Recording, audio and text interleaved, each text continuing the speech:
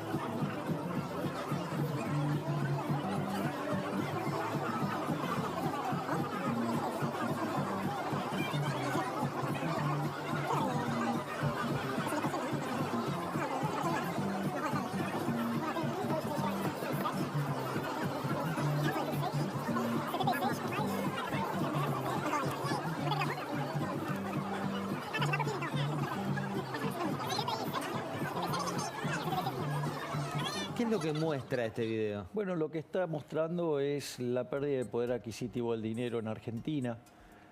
No sé qué les sorprende. El billete de más alta nominación de Argentina, que es el de 1.000 pesos, son $3. Listo, ya está todo dicho. ¿Me comprendes lo que te digo? Entonces, o puesto en otros términos, cuando vos estabas parado en el año 2001, con 100 pesos comprabas $100. Hoy necesitas 300 pesos para necesitas un poco más, ¿no? Digamos, a los mercados relevantes, que es, por ejemplo, el contado con liqui, digamos, o sea, salir con algún tipo de acción, ¿no? Que están arriba de 320, ¿no?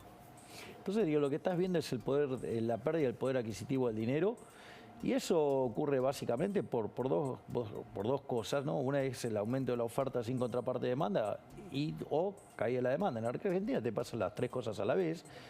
y eso se manifiesta en la tasa de inflación creciente que tenemos. Fíjate que en el primer periodo del régimen kirchnerista la inflación promedio estuvo entre el 8 y el 9%, en el segundo periodo del régimen estuvo en 20%, en el tercer periodo del régimen en 28%, casi 30%, Macri un poquito arriba de 40%. Y ahora, digamos, la inflación, o sea, miro lo que acumula este año, ya estamos en 66%, 83% contra el año pasado, digo, 100 en la punta, y la verdad es que la Argentina tiene un problema enorme, porque esto es muy importante para entender de cara al futuro, para terminar con el problema de la inflación, porque la verdad es que el único que tiene una propuesta seria para bajar la inflación soy yo. Los demás, toca la guitarra, algunos de oído mejor, pero la única solución seria, digamos, yo presenté mi programa económico en Córdoba, digamos, la dolarización, digamos, en Mendoza, hicimos un seminario que era el fin de la inflación, pero ahí... O sea, tu estrategia es dolarizar para terminar con la inflación. Ese es, digamos, es el final del camino. El final del camino, y sería competencia de monedas, y a la luz de lo que han elegido los argentinos a lo largo de la historia, lo más probable es que dolaricemos. Ahora, vos fíjate esto, si la inflación es siempre y en todo lugar un fenómeno monetario, ahora el punto es, entonces, tengo que mirar la emisión monetaria para ver el problema mío. Y como la política monetaria tiene un rezago que oscila entre 18 y 24 meses, primero tengo un problema con el pasado, ¿no? El problema con el pasado es que este gobierno en sus 2 primeros años emitió 11 puntos del PBI. ¿Entendés? O sea, ahí tenés un problema grave. ¿Qué quiere decir esto? Que por más que hoy vos cortaras la emisión monetaria, la inflación sigue.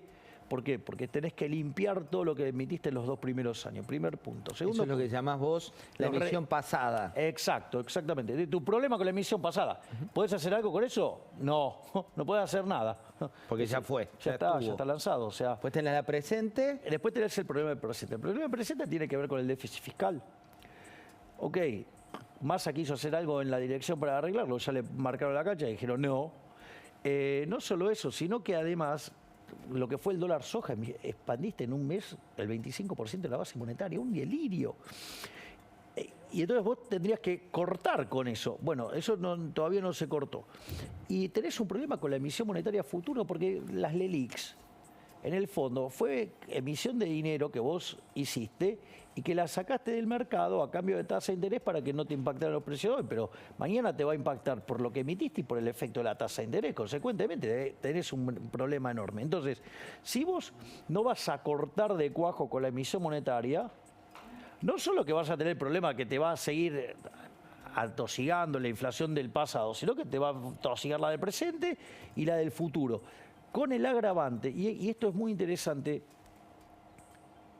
que se te caiga la demanda de dinero. Si te llega a caer la demanda de dinero, tenés un problema muy grande. No solo que la gente quiera rehuir del peso, rechace el peso, de las transacciones corrientes no use el peso. Eso sería un problema enorme, porque no solo porque cuando vos mirás las grandes crisis de la Argentina, hay combinación de 2 factores, un déficit fiscal enorme y una caída de la demanda de dinero, porque la gente se da cuenta que la cosa no va más. Entonces, por ejemplo, el Rodrigazo, vos tenías un déficit fiscal de 14 puntos del PBI, cuando ocurrió el evento político que disparó la caída de la demanda de dinero, explotó. Lo mismo te pasó con la tablita cambiaria del 81, que tenías 11% de déficit fiscal en términos del PBI, la hiperinflación de Alfonsín, un déficit de 8% del PBI, pero digo, se te destruyó la demanda de dinero, te llevó la inflación al 5.000%, y la convertibilidad, vos lo que tuviste era un déficit de 7 puntos del PBI, pero con la macro y la cuestión monetaria, sobre todo la cuestión monetaria, no desbocada. Pero lo que pasa tenías un problema de lo que era básicamente la construcción del sistema monetario de encaje fraccionario, y cuando vos tenés una corrida de esas características, el día que se te quedaste sin guita en los bancos, tenés que bajar la persiana. Por eso nosotros cuando hablamos de la reforma monetaria, se arranca con la reforma financiera para que tengas un sistema anticorrida, para que no te pase lo de la convertibilidad. Entonces vos fíjate que todos los eventos se te gatillaron, a pesar de tener una macro desordenada, con la caída de la demanda de dinero.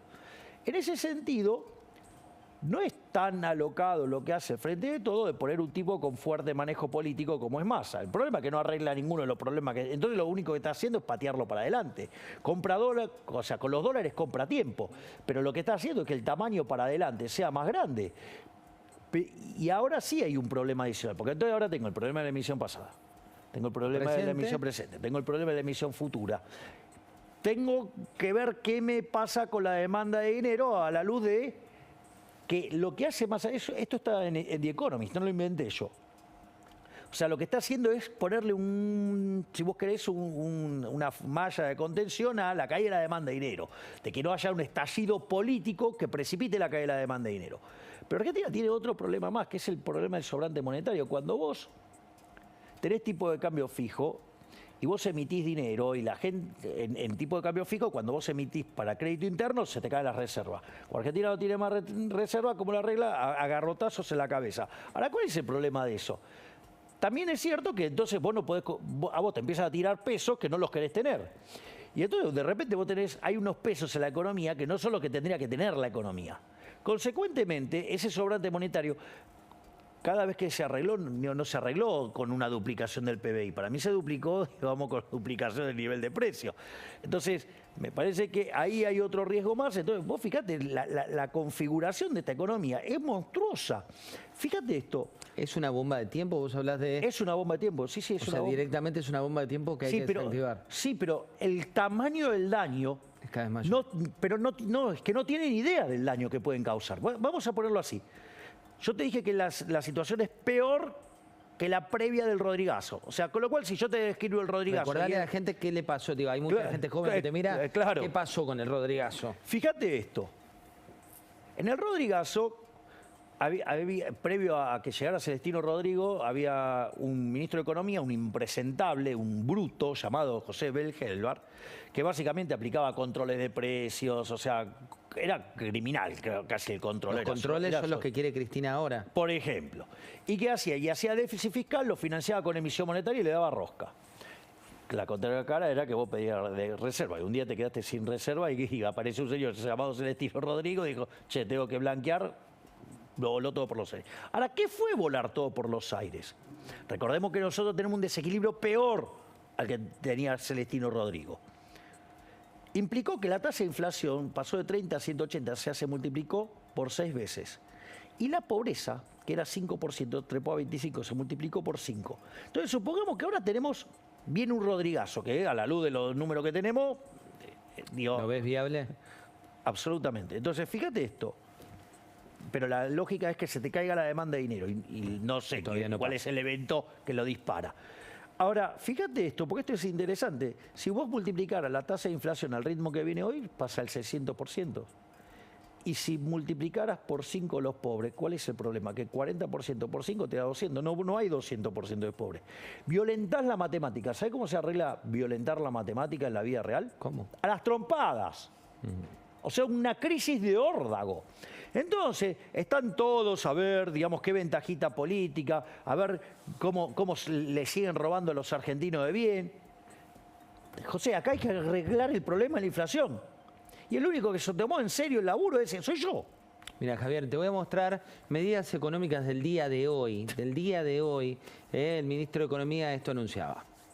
A partir del 1 de noviembre vamos a estar subiendo el piso del mínimo no imponible. La Administración Federal de Ingresos Públicos está terminando las proyecciones, sobre todo porque hay paritarias que terminaron de cerrar hace muy poquitos días. Va a regir desde el 1 de noviembre, va a estar arriba de los 330.000 pesos y el objetivo es garantizar que de alguna manera los trabajadores lo que ganan en horas extras o lo que ganan producto de la paritaria no lo pierdan con el impuesto a las ganancias.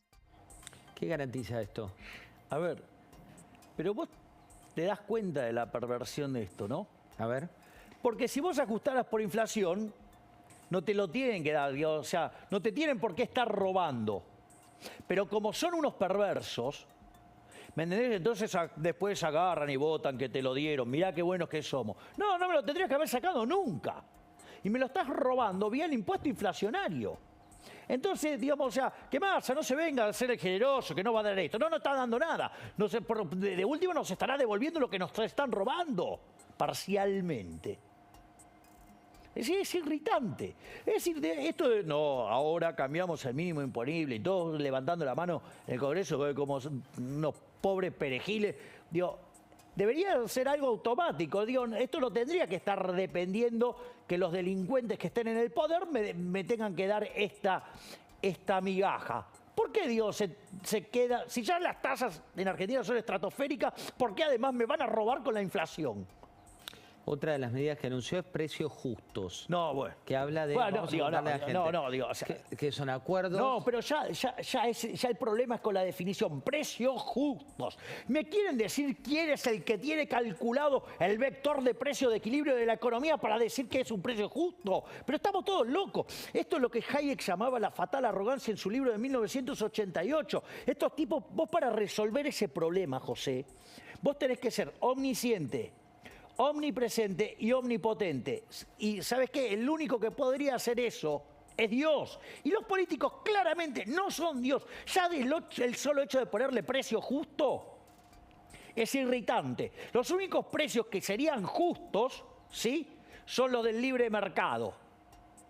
El equilibrio del libre mercado, oferta y demanda. Sí, digamos que los individuos con sus actos de comprar y vender van determinando los precios y la escala nominal queda determinada por la cantidad de dinero emitida por el Banco Central. Javier, otra medida que anunció es un bono para indigentes. Ahora digo son medidas de hoy, todas. Sí, es como es como que suponete lo siguiente. Vos estuvieras con las piernas rotas y yo te traigo las muletas. ¿Qué dirías? Te agradezco. ¿Es para ayudarme a curarme? ¿Y si antes fui yo el que te rompió las piernas? No, ahí ya no te agradezco más. Ahí tenés, dale, decile a Massa que... Lo voy a sumar a Pablo Fernández Blanco con una pregunta. Javier, Pablo. Javier, en realidad tengo varias. Bueno, voy a empezar con... Hola, Pablo. Primero te saludo. Perdón, ¿cómo estás, Javier? ¿Cómo estás, Javier? Vos naturalmente tenés ganas de ser presidente. No sé si me vas a decir quién querés que sea tu ministro de Economía, pero quizás me puedas decir quién sí o sí te va a acompañar en un eventual futuro gobierno tuyo. No sé, en justicia, desarrollo social, en los ministerios que vos quieras tener. Nosotros básicamente vamos a ir a 8 ministerios. Ministerio de Economía, que en este momento hay 15 personas, 15 cabezas trabajando en profundizar los detalles del programa económico. Tenemos la parte de relaciones exteriores. Estamos trabajando muy fuertemente en la parte del Ministerio de Infraestructura para crear los marcos para que alguien quiera invertir en este país. Y estamos trabajando, por ejemplo, con el Ministerio de Acción Social con la fusión del Ministerio, por ejemplo, de Educación y lo que tiene que ver con salud, para que vos tengas una estrategia global en términos de niñez, salud, educación y programas sociales, tal que mientras que vos haces las reformas de primera generación, dejás las bases sentadas para que durante las reformas de segunda generación la gente esté en condiciones de salir al mercado a ganarse el mango como corresponde. Javier, perdón, pero ¿quién manejaría ese ministerio, por ejemplo? No voy a dar los nombres hasta último momento, no estoy hablando, ni siquiera doy los nombres de los potenciales candidatos, menos de la gente que está trabajando. Esto hay que tenerlo en cuenta. A ver, yo lo voy a explicar claro, este es un muy buen espacio para explicar estas cosas con claridad.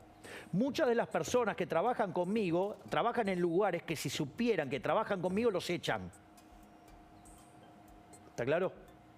Sí. Imagínate si además después los empiezan a operar. ¿Y por qué crees que los echarían? ¿Porque están involucrados con la política? Algunos pueden estar involucrados con empresas y algunos políticos que hacen obras, que les gusta hacer mucha obra, mucho asfalto, piden que se echen si están conmigo. Vamos. Javier, te voy a compartir declaraciones de Mauricio Macri aquí en La Nación Más para ver tu opinión. Mirá. ¿Y falta Milei en el equipo? No, Milei va por su camino, hay que respetarle su camino, él construye su identidad. Yo creo en las ideas y la libertad, esas ideas hay que fortalecerlas. Él tiene su estilo y yo tengo el mío, son cosas distintas. ¿Cuánto miedo te tienen hoy en Juntos? No sé, es un problema de ellos, no mío. ¿Qué opinión te merece Macri? Yo creo que Macri tiene valores positivos, o sea, en cuanto a lo que tiene que ver con la visión. Yo creo que su gobierno fue un fracaso estrepitoso básicamente por tener encima a los inviables de los radicales, a los inviables de la coalición cívica y las propias palomitas, ¿no? O sea que también, digamos, era muy interesante lo que decía Facundo aquí, era muy importante sobre el rol de las encuestas. Es decir, vos fijate que las palomitas siempre te contestan en función del focus group. Si vos, digamos, llegás a encontrar el focus group, lo vas a encontrar, digamos, contestan todo lo mismo, están muy perfectamente alineados, o sea, atacan a las mismas personas, hacen todo lo mismo. O sea, ¿por qué? Porque, digo, hay un manual y se sigue. Exactamente. Y en realidad, eso también es una carta que te garantiza el fracaso. Porque vos lo que tenés que tener es una visión hacia dónde vas. Y para lo que te sirven las encuestas es para saber dónde está la sociedad y marcarle cómo es el camino hacia ese lugar donde vos querés ir.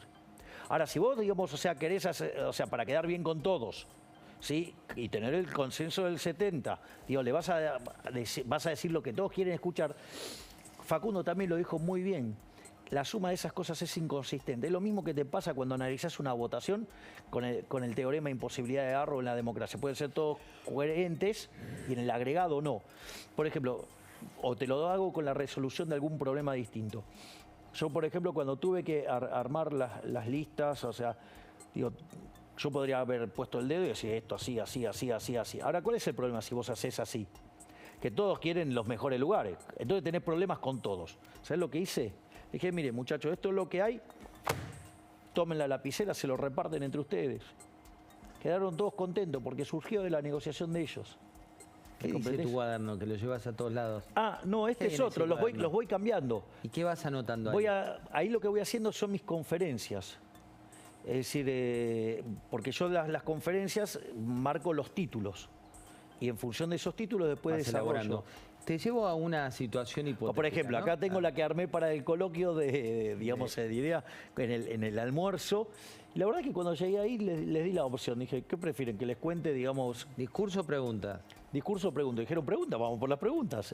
Estuvo bueno porque estuvimos muchísimas horas Sí, 1 hablando. hora y 20 más que los que estuvieron la mayoría. Sí. Yendo un poco te doy una situación hipotética, ¿no? Que es, finalmente salís electo, tienen la elección, resultás presidente de la nación. ¿Qué probabilidad le das vos primero a qué probabilidad de ocurrencia le da a alguien que estudia los números con devoción como lo haces, que eso pueda llegar a ocurrir? Yo creo que es factible. Hoy los números muestran que es factible, que es altamente probable. Por eso están enojados los dos lados conmigo. Y ponele que eso suceda. ¿Qué es lo que más miedo te da por un lado y qué es lo que más atracción te da de llegar a esa posición? Mira, la verdad es que miedo no, porque para algo me metí. Es decir, o sea, si hay algo que a mí no me falta es coraje. Que no quiere decir que sea un temerario, que es algo muy distinto. Pero ahí te abro un paréntesis. ¿En qué momento dijiste me voy a meter? ¿Cómo fue ese momento en el cual dijiste salgo de mi rol donde estabas cómodo como economista, donde te consultaban y demás, y dijiste me quiero meter definitivamente en la política? Fueron en dos instancias. La primera fue ver cómo avanzaba la censura sobre los liberales durante este gobierno. Concretamente, es más, el diputado Leandro Santoro andaba por los medios pidiendo que se censurara a liberales.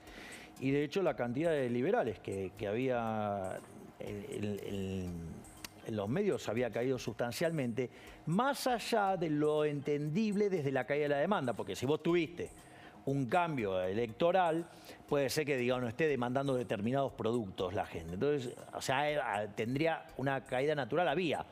Pero, digamos, o sea, con una persona, digamos, cercana al presidente, pidiendo que se censure a determinado grupo de economistas, en especial, digamos, pedía por la censura de mi persona. Si te decían que no podías salir directamente. Claro, exactamente. Entonces, ahora el punto es, eso lo que me hizo fue dudar sobre qué capacidad había sobre continuar con la batalla cultural del modo que se estaba haciendo. Y después estaba en una cena, puedo contar, con Marcelo Peretta, o sea, que es un sindicalista pero con perspectiva liberal. Estaba cenando y estaba con mi hermana y él con la mujer, y llama a los hijos y le dice... Porque yo después le estaba explicando todo esto, porque lo conocí en un estudio de televisión. Entonces lo llama al hijo y le hace poner una boleta y me dice, ¿y dónde están las ideas de Milei acá? ¿A dónde está Milei acá? ¿Quién representa las ideas de Milei?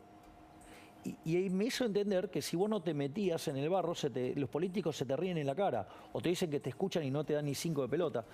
Lo voy a poner con un ejemplo más concreto. Vos vas a un partido de Argentina, la hinchada es fabulosa, el colorido es fabuloso, los cantitos son fabulosos, es emocionante. Ahora vos ponés la pelota en el medio, ¿crees que se mueve con eso?